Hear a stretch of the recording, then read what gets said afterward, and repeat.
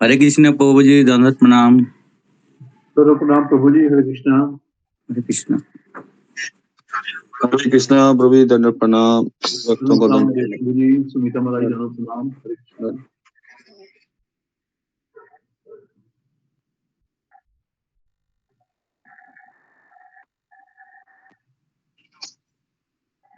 हरे कृष्ण प्रभु जी, दंडवत प्रणाम। सभी भक्तों को दंडवत प्रणाम। दंडवत प्रणाम माता जी। हरे कृष्णा।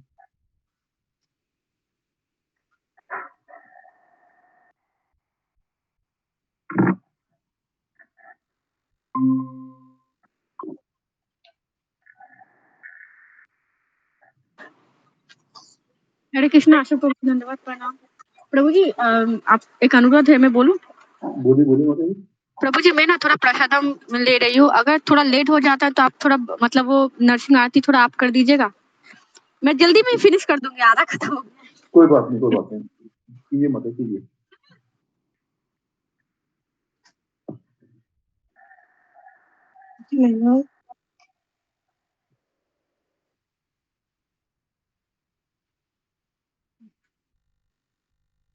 हरे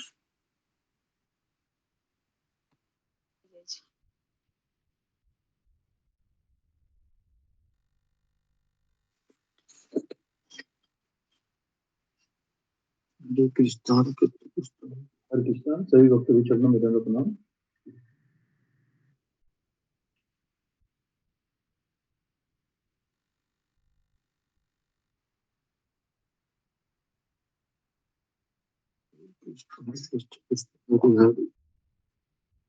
Sure.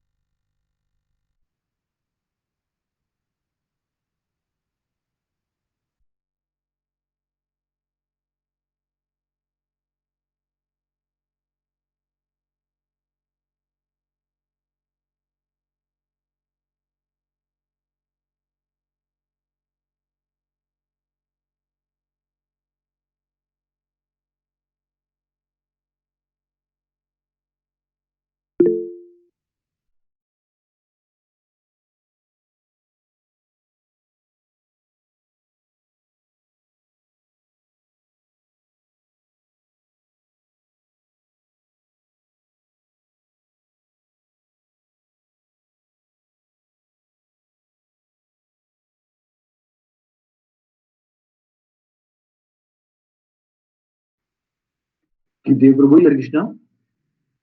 देव प्रभु जी नरसिंह आरती बोले। हाँ जी ठीक है। नमस्ते नरसिंहाय नमस्ते नरसिंहाय प्रहलाद लाद दायिने हिरण्यकाशि पूर्वक्षः शिलाटंका नखालाय इतो नरसिंहो परतो नरसिंहो यतो यतो यामि ततो नरसिंहो बाहिर्नरसिंहो हृदय नरसिंहो नरसिंहमदिं शरणं प्रपदे तव कर कमल वरे नाखम अद्भुत श्रृंगम दलिता हिरण्यकशिपु तनु भृंगम केशवधृता नरहरि रूपा जय जगदीश हरे जय जगदीश हरे जय जगदीश हरे जय जगदीश हरे तब कर कमल वरे नाखम अद्भुत श्रृंगम दलिता हिरण्यकशिपु तनु भृंगम केशवधृता नरहरि रूपा जय जगदीश हरे जय जगदीश हरे जय जगदीश हरे जय जगदीश हरे। भक्ति विगुणाशन नरसिंह देव भगवान की जय। श्रोमणी भक्त प्रहलाद महाराज की जय। शिला प्रभुपाद की जय। निताई गौर प्रेमानंदे। हरि हरि बोल। बहुत सुंदर प्रभु जी हरे कृष्णा। 10 नाम अपराध भी बोल दीजिएगा मतलब प्रभु जी। भगवान नाम का प्रचार करने वाले महाभक्तों की निंदा करना। दूसरा, ब्रह्मा शिव आदि देवों को भगवान के नाम और उनसे स्वतंत्र समझना। तीसरा है गुरु की अवज्ञा करना और उन्हें साधारण मनुष्य समझना। चौथा है वैदिक शास्त्रों अथवा प्रमाणों का खंडन करना। पांचवा है हरे कृष्ण महामंत्र के जप की महिमा को काल्पनिक समझना। छठा है पवित्र भगवत नाम में अर्थवाद का आरोप लगाना। सातवां है नाम के बल पर पाप करना। आठवां हरे कृष्ण महामंत्र के जप को वेदों में वर्णित एक शुभ सकाम कर्म और कर्म कांड के समान समझना। नौवां है अश्रद्धालु व्यक्ति को हरि नाम की महिमा का उपदेश देना। 10वां भगवान नाम में पूर्ण विश्वास न होना और इसकी इतनी आघात महिमा श्रवण करने पर भी भौतिक शक्ति बनाए रखना। भगवान नाम का जप करते समय पूर्ण रूप से सावधान न रहना भी अपराध है। प्रत्येक वैष्णव भक्त को चाहिए कि इन 10 प्रकार के अपराधों से बचकर रहे ताकि श्री कृष्ण के चरण कमलों में प्रेम शीघ्र शीघ्र प्राप्त हो, जो मनुष्य जीवन का परम लक्ष्य है। हरे कृष्ण। धन्यवाद प्रभु जी, बहुत सुंदर, धन्यवाद। हरे कृष्णा। सभी भक्तों को दंडवत प्रणाम। हरे कृष्णा। दंडवत प्रणाम।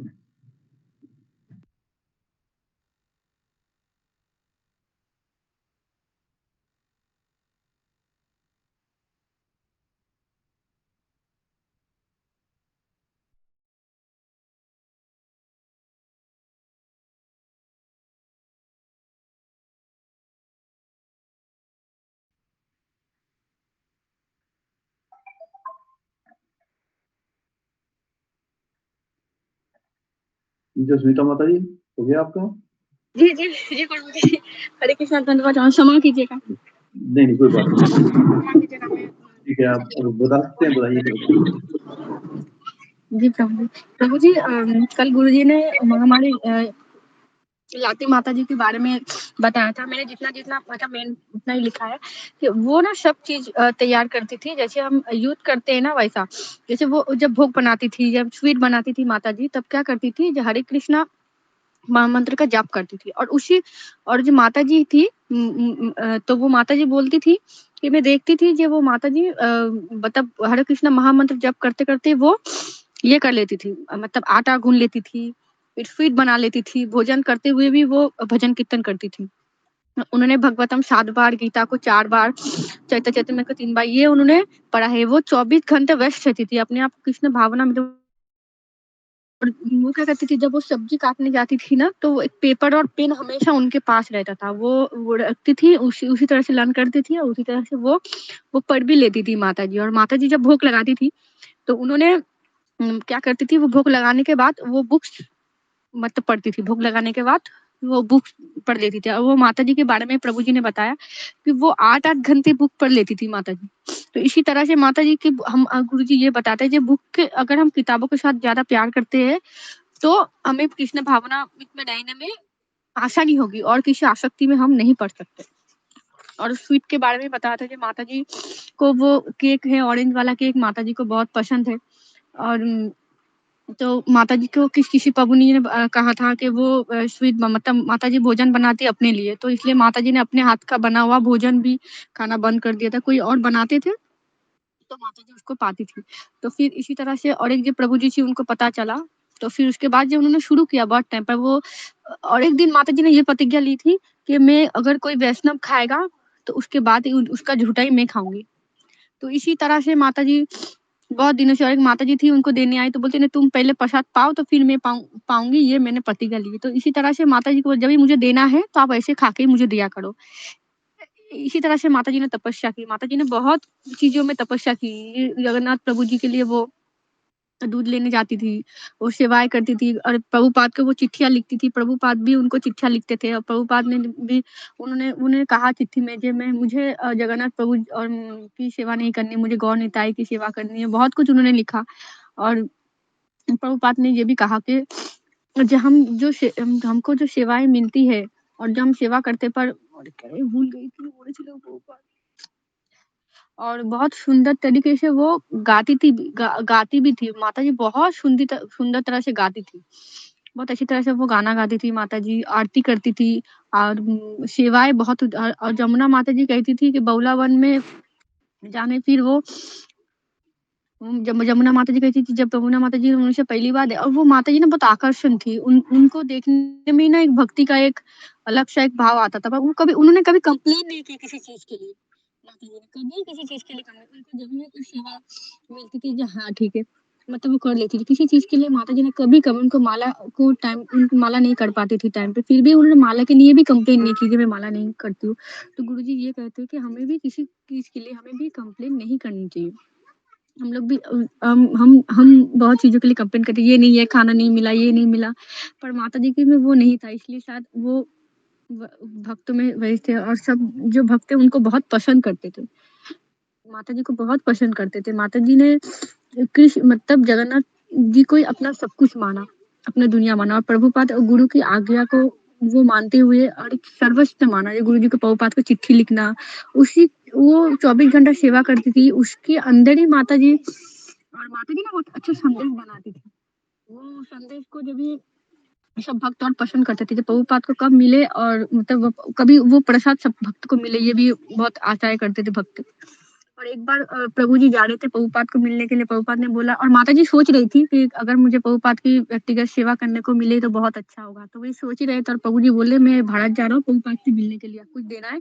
तो माता जी भी बोले मेरे मन की इच्छा भी पूरी हो गई और प्रभुपाद के लिए जो सेवा भी करने को, तो वो था एक बार प्रभुपाद के जब चिट्ठी मिली, जब प्रभुपाद नहीं रहे तो माता जी को बहुत दुख हुआ क्योंकि वो उनके आत्मा के गुरु जी थे, भगवान थे, वो नहीं रहे। तो प्रभु जी मैंने इतना ही मतलब लिखा है और भी है, पर ठीक से मैंने लिखा, जो मेरे मन में था मैंने याद मतलब सुन के रट्टा मार के रखा था, मैंने वही बोला। उल्टा-पुल्टा लिखा हुआ है जो तेज से नहीं बोल पाई। और बहुत कुछ है, माता जी बहुत दूर-दूर जाती थी क्योंकि न्यू वृंदावन में क्या था, आगे बहुत गुरुजी कहते बहुत एकड़ का जमीन था, तो आगे पीछे बहुत था, बहुत ऊंचाई में चढ़ना पड़ता था, नीचे जाना पड़ता था। यहाँ सेवा पड़ती थी माता जी को, पर माता जी बहुत जगह सेवा में कभी भी माता जी ने कंप्लेन नहीं की, हाँ मैं यहाँ पर सेवा आसक्ति नहीं थी। गुरुजी ने ये भी कहा था जब हम बिगड़ी के सेवा करते तो उनके प्रति हमारी एक आसक्ति हो जाती थी, पर माता जी की कभी भी कोई चीज में आसक्ति नहीं थी, ये सेवा के प्रति आसक्ति नहीं थी। घर की चीजों के प्रति भी माता जी को उतना ये नहीं था, पर जहाँ मिले सेवा, जो मतलब भक्त ने जो कहा, जो आज्ञा दी, वही वो माता जी पालन करती थी। तो हरे कृष्णा, दंडवत प्रणाम। भूल बहुत हुई है तो क्षमा कर दीजिएगा। हरि बोल माता जी, बहुत सुंदर। हरे कृष्णा से भक्ति के चरणों में दंडवत प्रणाम। बहुत सुंदर माता जी। हरे बोल माता जी, बहुत सुंदर। हरे हरि बोल कृष्णा, माता सभी जी, को बहुत धन्यवाद। सुंदर। हरे कृष्ण, हरि भक्तों हरे को कृष्णा। धन्यवाद प्रणाम। हरि बोल माता जी। सबको भी क्षमा कीजिए। हरे कृष्णा, दंडवत प्रणाम। हरे कृष्णा, दंडवत प्रणाम सभी भक्तों के चरणों में। अशोक चला प्रभु जी, दंडवत प्रणाम। को भी दंडवत प्रणाम। हरे कृष्णा, सभी भक्तों को दंडवत प्रणाम। हरे कृष्णा। हरे कृष्णा, सभी भक्तों को दंडवत प्रणाम।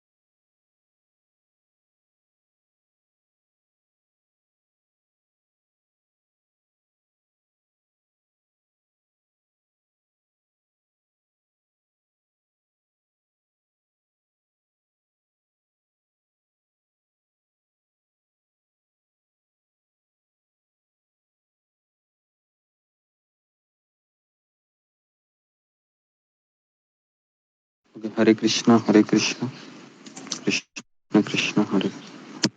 दंडवत प्रणाम गुरु जी, हरे कृष्णा। हरे कृष्ण गुरु जी, दंडवत प्रणाम। हरे कृष्णा गुरु जी, दंडवत प्रणाम। हरि बोल जी, दंडवत प्रणाम। हरे कृष्णा गुरु जी, दंडवत प्रणाम। हरे कृष्ण, दंडवत प्रणाम। प्रणाम। हरे कृष्णा, गुरु जी दंडवत प्रणाम। सभी भक्तों को प्रणाम। हरे हरे कृष्ण। कृष्ण, गुरु जी, दंडवत प्रणाम। हरे कृष्ण ओम अज्ञानतिमिरान्धस्य ज्ञानाञ्जनशलाकया चक्षुरुन्मिलितं येन तस्मै श्रीगुरुवे नमः।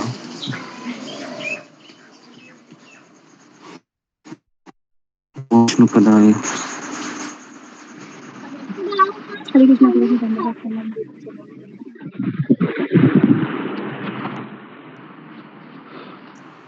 कृष्ण पृष्ठाय भूतले श्रीमते भक्तिवेदांत स्वामिनिति नामिने नमस्ते सरस्वती देवी गौरवाणी प्रकारिणे शेष शून्यवादी पाश्चात्य देशतारिणे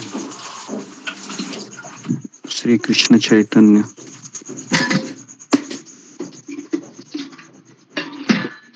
प्रभु नित्यानंद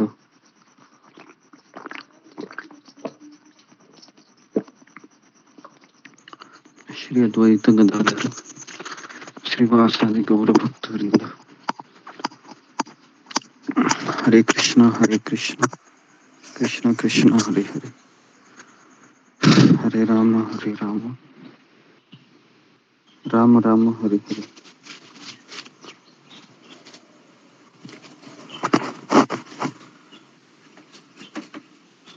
जी हरे कृष्ण। तो सबका स्वागत है इस सत्र में।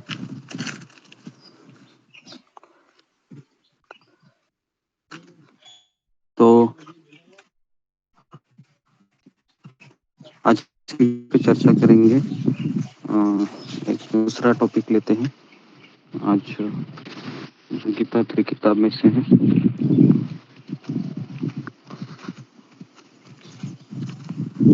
एक मिनट दीजिए मुझे, बस हम बैठ लेता हूँ।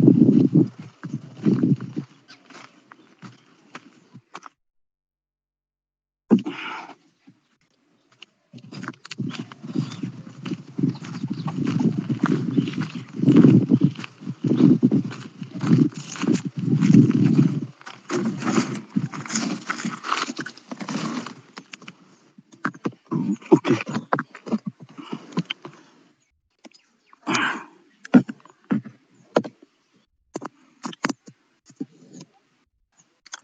तो आज हम ये टॉपिक लें, जो किताब में जो है टॉपिक, तो वो है कि पहले सोचो फिर कार्य करो। तो इस विषय पर हम आज चर्चा करेंगे।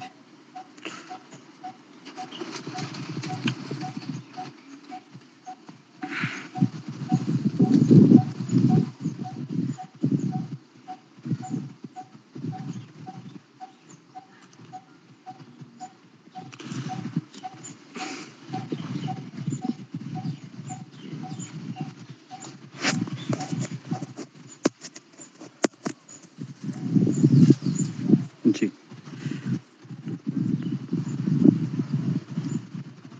ओके। पहले प्रश्न ओके जी। तो आवाज आ रहा है मेरा सबको? आ रहा है गुरुजी, आ रहा है गुरुजी। आ रहा है।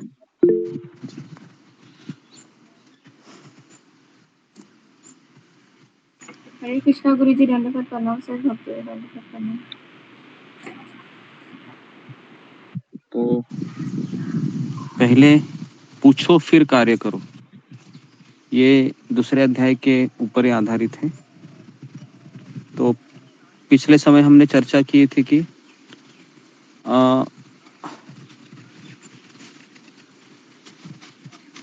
जी पिछला टॉपिक क्या था हमारा इसमें गीता 3 में, किसी को याद है? किसके ऊपर हमने चर्चा की थी? हम जीवन में निर्णय कैसे लें? हाँ, जीवन में निर्णय कैसे लें। ओके। तो दूसरा अध्याय हम देखते हैं कि अर्जुन है वो उसी के ऊपर ज्यादा सोचता है कि कैसे मैं निर्णय लूं। तो यहाँ पर भी उसी श्रृंखला से रिलेटेड टॉपिक है, वो है पहले प्रश्न पूछो या फिर पूछो पहले और फिर कार्य करो। तो खुशी पाने की चाहत हमारे हर कार्य को प्रेरित करती है।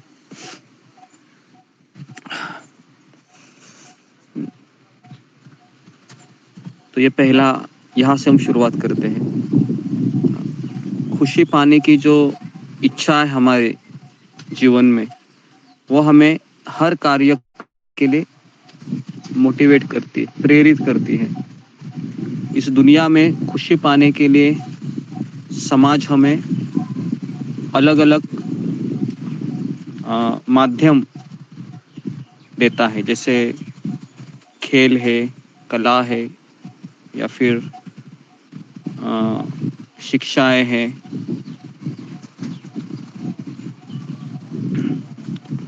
तो इसके माध्यम से हम संतुष्टि करना चाहते हैं। इस समाज में आप देखते हो, है ना, तो अभी 3 बजे है, तो काफी लोग इस समय 2 चीजें करते हैं। एक तो टीवी देखते हैं, खाना हुआ होता है, और या फिर सोते हैं। 2 ही कार्य करते हैं। और इस तरीके से संतुष्टि करने का वो प्रयास करते हैं। और समाज हमें सिखाता है कि खुश होना है तो क्या करो, खुश होना है तो अलग अलग माध्यम से तुम कार्य करना चाहो। फिर भी हम अक्सर अभावग्रस्त और खालीपन की भावनाओं से पीड़ित रहते हैं। 2 चीजें होती है हमारी जिंदगी में, एक होता है अभाव किसी चीज का, और दूसरा होता है खालीपन की भावना। इससे पीड़ित रहते हैं। ओके जी, तो ये हमारा आज का पहला प्रश्न रहेगा कि पूरा संसार है वह कौन सी 2 भावनाओं से पीड़ित है। ओके, लिखिए पहला प्रश्न आज का।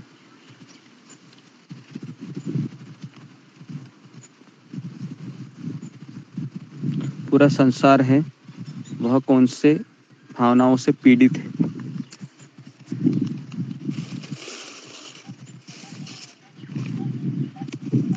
जी, तो पहला लिखिए, किसी चीज का अभाव होना या किसी चीज की कमी होना। हमेशा मन में ऐसे लगते रहना कि मेरे जीवन में किसकी ना किसकी कमी है, कमी है, कमी है, कमी है, कमी है। और दूसरा है कि खालीपन की भावना। खालीपन मतलब हाँ, अकेलापन, खास करके खालीपन। इन 2 भावनाओं से पीड़ित रहते हैं। कितने लोगों ने अपने जीवन में ये अनुभव किया है इन 2 चीजों से? फिंगर को रेज कीजिए। किसी चीज की कमी होना, सब कुछ है फिर भी मन हमेशा कहेगा कमी है, कमी है, कमी है ना। और दूसरा है अकेलापन या फिर खालीपन।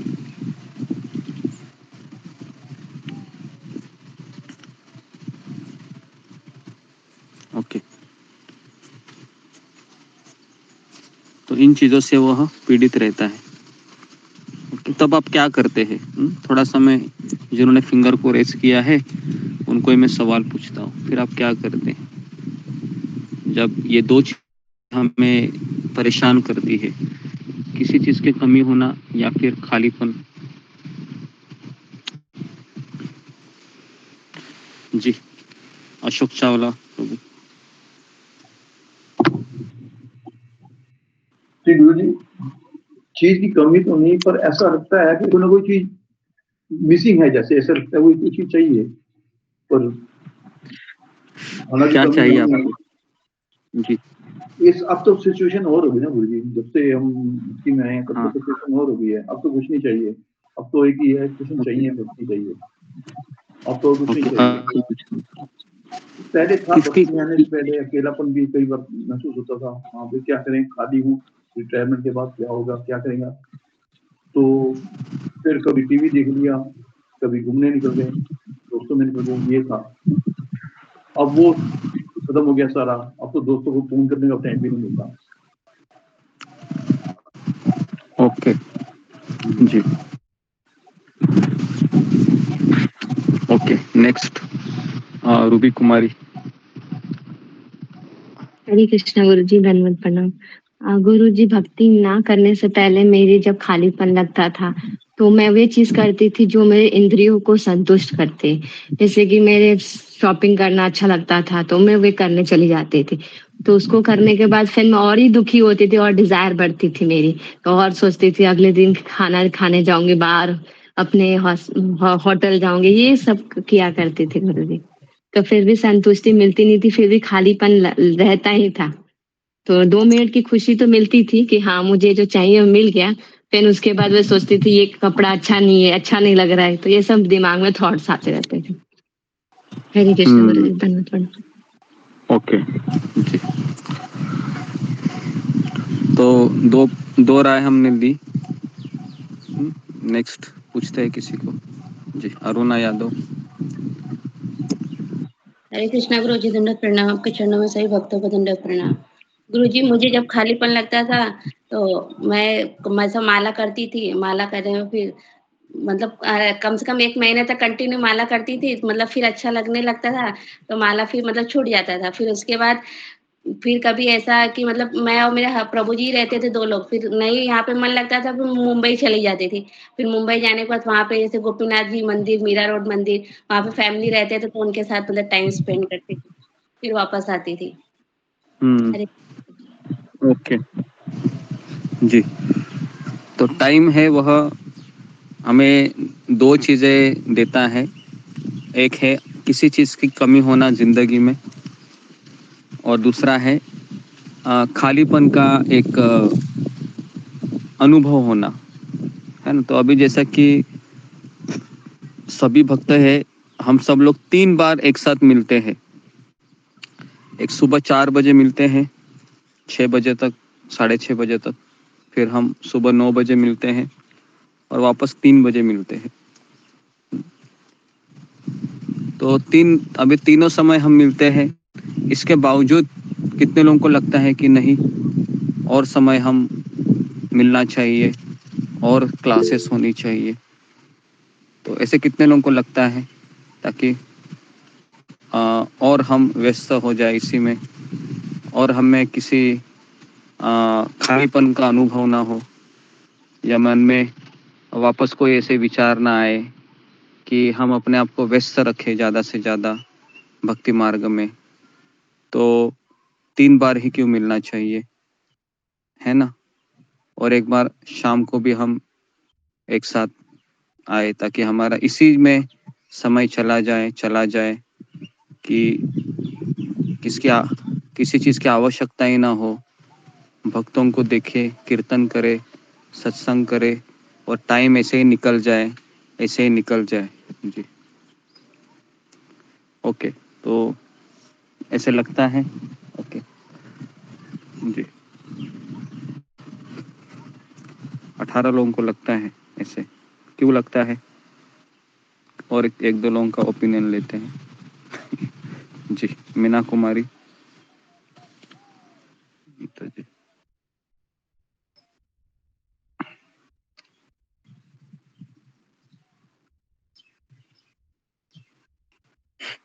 नेक्स्ट मीनाक्षी रावत।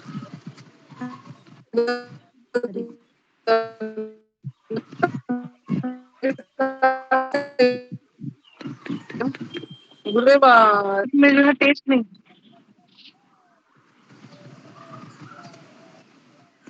हरे कृष्ण गुरुजी, दंडवत प्रणाम। सभी भक्तों को दंडवत प्रणाम। गुरुजी, जैसे अभी पता चला है कि जो हमारे जीवन का ध्येय है वो भक्ति करना है और गुरु को प्रसन्न करना है। और तो अभी जो हमारे सेशन होते हैं उसमें ही माइंड होता है कि मतलब अभी एक रूटीन माइंड में सेट हो गया कि कैसे तो 3 बजे फ्री होना है, कुछ तो करना है। तो गुरुजी, जब भी भक्ति में थोड़ा-सा डिमोटिवेट लगता है या थोड़ी कमी खलती है, तो ऐसा लगता है कि एक प्रार्थना निकलती है भगवान से कि भगवान ऐसे सिचुएशन कर दो कि मतलब हम ज़्यादा से ज़्यादा भक्तों का संग करें, वो कीर्तन करें, आपके दर्शन करें। क्योंकि मैं कुछ टाइम गई हूँ मंदिर में, तो मैंने फ़ील करा है उस चीज़ को कि हम उस टाइम पे बहुत उत्साही होते हैं, बहुत भावनाएँ होती हैं, बहुत चीज़ें होती हैं भक्तों के संग में रहने से। लेकिन घर में हम काम करते रहते हैं और घर के माहौल में रहते हैं, तो सत्संग के टाइम पे वो चीज़ें बन जाती हैं। लेकिन जब हम सत्संग से लेफ्ट होते हैं, घर के काम में लगते हैं और लोगों के संपर्क में आते हैं, जो हमें करना ही होता है, तो फिर वो चीज़ें कम हो जाती है। हमें बहुत मेहनत करनी पड़ती है खुद की भावना को बनाने के लिए। तो उस टाइम ये भाव आता है कि भगवान ऐसा कुछ हो जाए कि पूरे दिन भर में भक्तों का संग मिले तो फिर मतलब हमारा चेतना और अच्छे से हम तीव्र भक्ति भी करेंगे और डिमोटिवेट भी नहीं होंगे। हाँ, ओके जी। तो सवाल मैंने ये पूछा था कि हमेशा के लिए ऐसा लगता है कि हमेशा वही भक्त रहे, उनके साथ ही उठूं, उनके साथ ही सो जाए, उनके साथ ही सेवा करे और उनके साथ ही घर के काम भी हो। जैसे घर के काम हो फिर हम मंदिर में जाए, मंदिर के भक्तों से मिले और इसी तरीके से दिन चला जाए। जी, ये सवाल पूछा था। ऐसे कितने लोगों को लगता है? जी, तो अभी मेरा अगला सवाल है कि हमारा खालीपन निकालने के लिए या फिर किसी चीज़ की कमी हमको खल रही है जीवन में, तो अगर मान लो हम हमेशा के लिए मंदिर में आकर या फिर मंदिर के बगल में भी रहते हैं, है ना, तो कितने लोगों को लगता है कि वहाँ पर आने के बाद मेरा जो जीवन है वह बहुत बहुत बहुत स्मूथ हो जाएगा? हाँ, फिंगर को रेज कीजिए।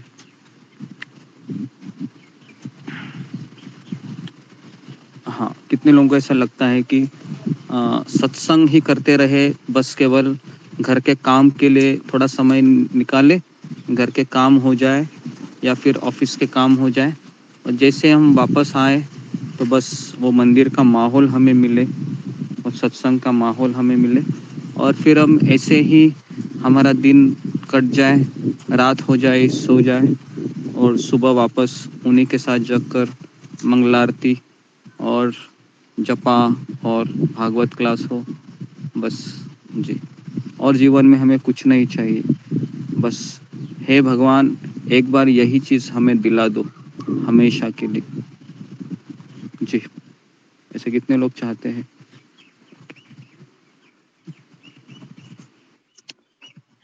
ओके, तो बहुत लोगों ने फिंगर को रेज किया है। जी जी, तो कितने लोगों को लगता है कि अगर आपको ये अवसर मिल भी गया तो कितने लोगों को लगता है कि जिंदगी हमेशा सुखी हो जाएगी और बहुत तनाव से मुक्त हो जाएगी अगर ये चीज़ हमें मिल जाएगी तो? ऐसा कितने लोगों को लगता है? एक तो आपने इच्छा की है और अभी मान लो आपको मिल गया और मिलने के बाद जो आप चाहत को लेकर आए हैं कि मेरी जिंदगी है वह तनाव से मुक्त हो जाएगी, खालीपन चला जाएगा। जी, ओके जी। तो आप सबको जो लगता है ना, तो अगर मैं आपको कहूँ कि आप जब भक्तों के साथ रहते हैं तो भक्त लोगों के साथ रहने से अपने भीतर की कमियां हमको बहुत जल्दी समझ में आती है और हम जब मंदिर में आकर रहेंगे या फिर आप मंदिर के आश्रम के पास भी घर लेके रहेंगे, आप सोचेंगे कि मेरी ज़िंदगी ऐसे कट जाए। तो अगर मैं आपको बोलूं तो हमने परम पूज्य राधानाथ स्वामी महाराज की जीवनी भी पढ़ी है, फिर हम लादिनी माता जी की जीवनी अभी पढ़ रहे हैं, है ना, तो वही व्यक्ति वहाँ पर रह सकता है जो विनम्र है, जो सहनशील है, जो दूसरों को मान देने की इच्छा रखता है। भक्त समुदाय में जल्दी जल्दी ऑपरेशन होते हैं। ऑपरेशन का अर्थ है क्या बोल सकते हैं इसको, कि हमारे जितने भी भीतर अवगुण है ना, उनको हम जल्दी जल्दी देख पाते हैं। तो अभी मेरा अगला सवाल है, तो ये सब अगर होगा आपके साथ तो भी कितने लोग चाहेंगे कि ये हो, फिर भी मैं उधर ही रहूंगा, फिर भी मैं उधर ही रहूंगी, नहीं जाऊंगा या नहीं जाऊंगी? जी हाँ, अभी आप फिंगर को रेज कीजिए।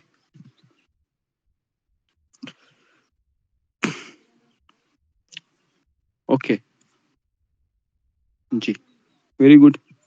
दाद देनी पड़ेगी आपकी, लेकिन वापस कह रहा हूँ फिंगर रेज करना 1 मिनट का काम है और वहां पर आकर रहना है ना, 1 महीना वहां पर आप आकर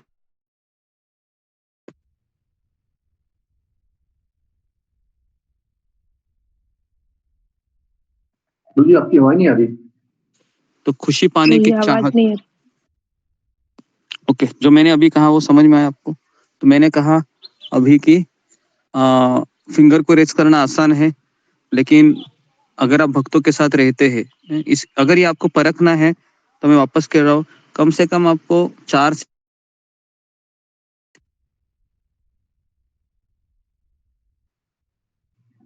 आवाज फिर चली गई गुरु जी आपकी। आवाज आ रहा है मेरा? अशोक चावला प्रभु। अब आ रहा है, पहले आवाज चली गई थी गुरु जी।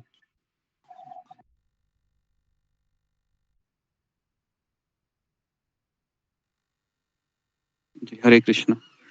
तो अगर ये आपको देखो, कोई भी चीज हम परमानेंटली करने से पहले ना ट्रायल वर्जन लेते हैं।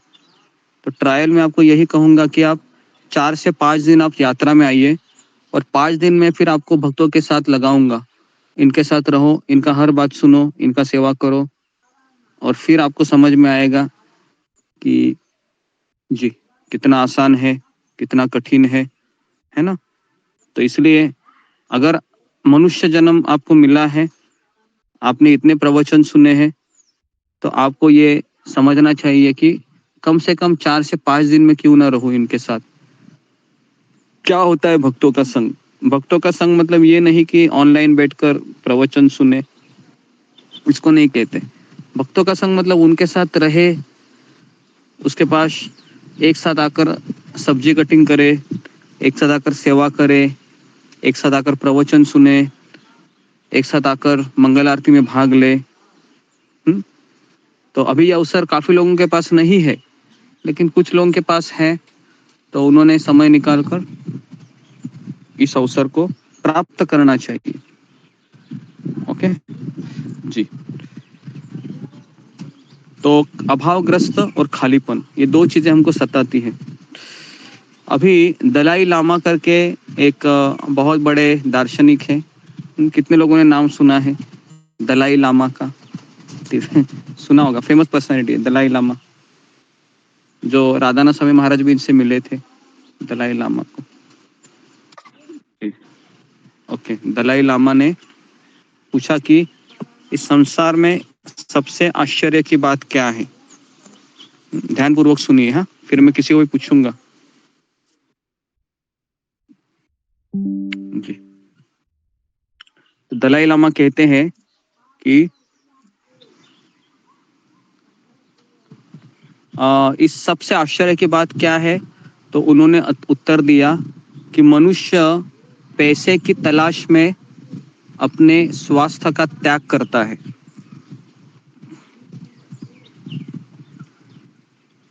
इसको जरा लिखिए, मनुष्य पैसे की तलाश में अपने स्वास्थ्य का त्याग कर देता है, फिर वह अपने स्वास्थ्य को ठीक करने के लिए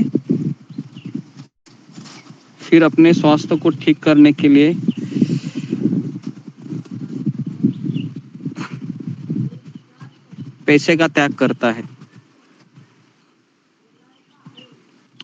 और फिर वह भविष्य को लेकर वर्तमान में चिंतित रहता है। तो फिर वह भविष्य को लेकर वर्तमान में चिंतित रहता है, और उसे वर्तमान में भी आनंद नहीं मिलता है।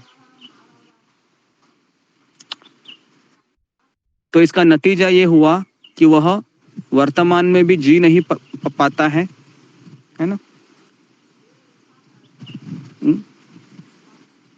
वर्तमान में भी वो जी नहीं मिलता है, उसको जीने नहीं मिलता है, और अज्ञानता के कारण वह ऐसे जीता है कि ना कभी वो, है ना, वो मरता ही नहीं है, ऐसा लगता है उसको, लेकिन वह कभी जिया ही नहीं अपने लिए, क्योंकि वह जब वर्तमान में था तो सोचता था कि भविष्य की चिंता उसको खाई जाती है, और इस तरीके से वो भविष्य में भी वह जब पैसे को छोड़कर या फिर स्वास्थ्य को छोड़कर पैसे के पीछे भागता है, और जब भविष्य में वो बूढ़ा हो जाता है तो सारा पैसा वह बीमारी में लग खर्चा करता है।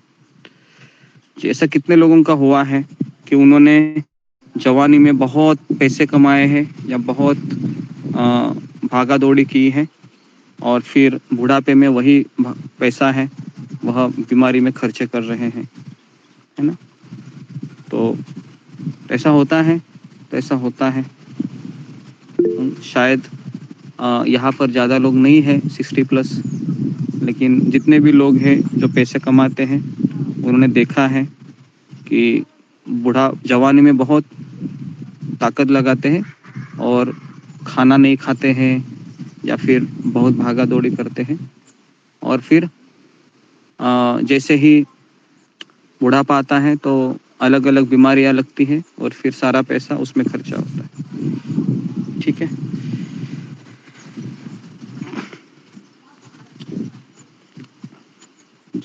तो इसलिए लादिनी माता जी का हम जब उदाहरण लेते हैं तो उसने अपनी पूरी जिंदगी है वह कष्ट करने के लिए भगवान को दे दी। तो कल हमने वो लेटर पढ़ा था, आखिरी लेटर शिला प्रभुपाद जी को जो उसने लिखा था, हाँ। तो कितने लोगों को लेटर वो अच्छा लगा? आखिरी समय में हमने उसको ट्रांसलेशन करके आपको सुनाया था और उसमें उसने बहुत सारी चीजें लिखी थी, है ना। कल का वो लेटर था, 4:15 बजे शुरू किया होगा और 10 मिनट में उसको कंप्लीट किया। तो हो सके तो उस लेटर को और एक बार सुनना, है ना जी। अभी लादिनी माता जी ने भी बहुत कष्ट किया अपने जीवन में। 2:30 बजे को उठती थी वो और रात को 10 बजे सोती थी। कोई कहेगा कि इतना क्यों कष्ट कर रही है ये, भगवान तो मिलेंगे क्या? तो भगवान उसको मिल गए थे, इसके लिए वो इतनी कष्ट कर रही थी। तो इस संसार के लोग भी कष्ट करते हैं और भक्त लोग भी कष्ट करते हैं। तो मुझे बताइए कि दोनों कष्टों में अंतर क्या है? फिंगर को रेज कीजिए। भगवान का भक्त भी कष्ट करता है और इस संसार का व्यक्ति भी कष्ट करता है। दोनों कष्टों में मूलभूत अंतर क्या है? इस प्रश्न को लिखिए जी। ममता पाल। हरे कृष्ण गुरु जी, दंडवत प्रणाम। मैं मुक्ति का शिष्य हूं, दंडवत प्रणाम। गुरु जी, इस संसार में जो व्यक्ति कष्ट करते हैं अपने परिवार के खुशी के लिए कष्ट करते हैं ताकि परिवार के सभी अच्छे रहे, उनका सब सुख सुविधा मिले, इसीलिए वो जीवन भर अपना मतलब त्याग करते रहते हैं सभी और कष्ट करते हैं कमाने के पीछे ताकि उनको सुख मिले। और आध्यात्मिक जगत में जो कष्ट करते हैं भक्त, वो भगवान को खुशी मिले, भगवान को प्रसन्न करे, अपने गुरु को प्रसन्न करे, तभी वो कष्ट को स्वीकार करते हैं। तो वो खुशी अलग होती है और भौतिक जो खुशी है वो अलग होता है। वो सबके लिए होता है, अपने के लिए नहीं होता है। मतलब ओके, तो मैं वापस प्रश्न को दोहराता हूँ कि दोनों में डिफरेंस क्या है कि भक्ति करने के लिए, जैसा इन्होंने अच्छा कहा, लेकिन उसका परिणाम क्या हो सकता है जी? परिणाम बताइए। रीना मैं सिंह। बताऊं परिणाम? नहीं, दूसरे को बोलता हूँ मैं।